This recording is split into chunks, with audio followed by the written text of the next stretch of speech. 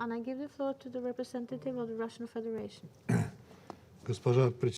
Madam President, we thank the Special Envoy of the Secretary General, Hans Grünberg, and the OCHA Coordination Director, Ramesh Rajasingam, for their substantive reports. We've carefully listened to Ola Al-Aghabari.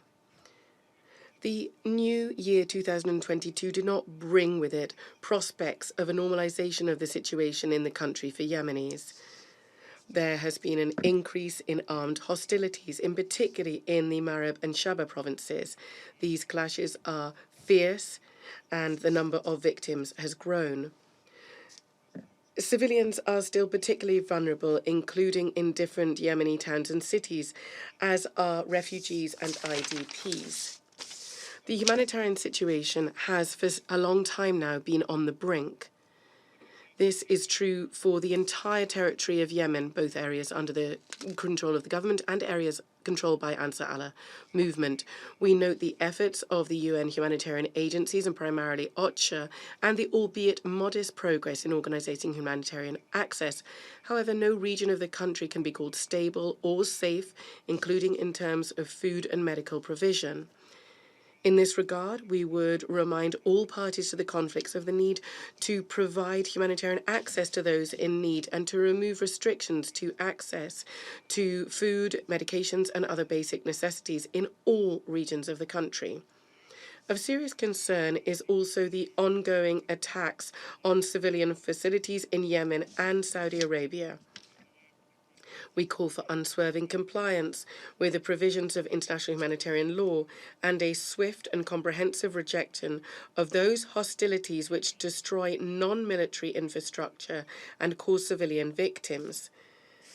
This depicted situation, which Security Council members agree on, confirms the need for a speedy launch of a fully fledged peace process in Yemen. A central role in this should be played by the UN.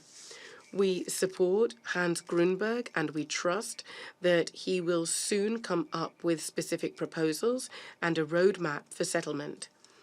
From our side, we're convinced that success in a peace initiative will only be achieved if it takes into consideration the opinion of all parts of Yemeni society, representing all faiths, all political parties or forces and regions of the country.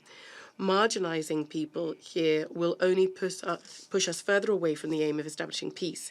We hope that the Special Envoy will heed this advice and will approach the issue in terms of updating the basis for settlement, understanding the need to tweak it given the objective realities on the ground. Of course, there is a need for a constructive contribution to be made by states of the region. Given the impact of the Yemeni conflict on the region-wide situation, including on the safety of navigation and the recent incident, and given the ongoing mistrust between the leading players, we would recall Security Council Resolution 598 and other initiatives, including the Russian collective security concept, initiatives to foster regional stability. Thank you. The representative of the Russian Federation.